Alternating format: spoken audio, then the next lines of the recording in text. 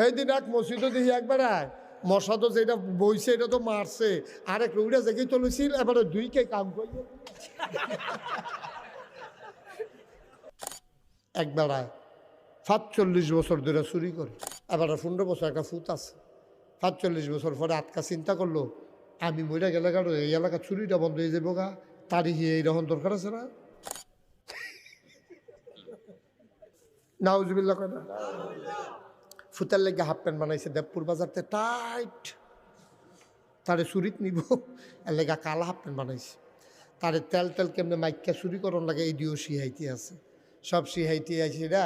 ফুতে কয় বা আমি কি আজ যে ঘরে ঢুকালাম চুরি করতাম? কারে না, ফইলে এবারে ঢুকালে ৪৫ বছরের অভিজ্ঞতা। তুমি গাড়াত খেরুই থাকবা, চক্কর বক্কর চাইবে, কেউ আইতো লইলে আইয়েরে কইয়া ডাক দিবা, এটা হইলো তোমার দায়িত্ব।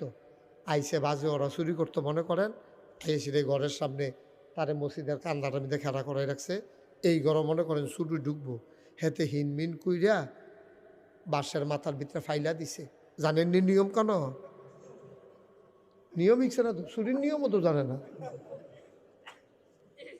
এই বাঁশ দিয়া মাথার ভিতরে, বাঁশের মাথার মধ্যে ফাইলা দিয়া টেস্ট করে মাহাজনে হজাগ আসেনি, যদি আপনি গচর করে খুব দিয়া লায় তে দৌড় দিয়া কয় ধরতে পারছে না।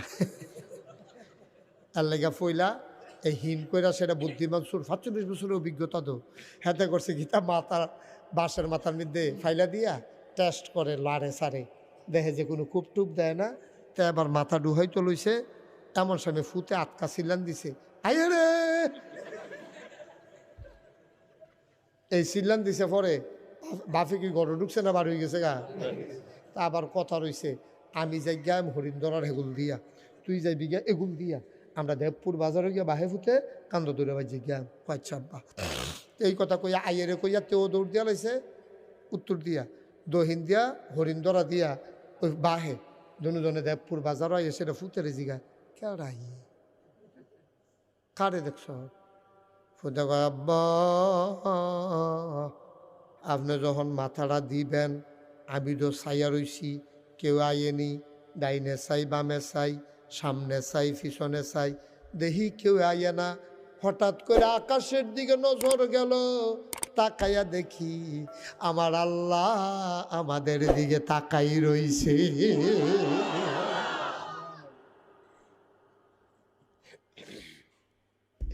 আমি আল্লাহ জ্ঞানা কইছি আইয়া রে, বাপে একটা সিল্লান দিয়া ফুতের আঞ্জা দিয়া ধরছে, ফুতরে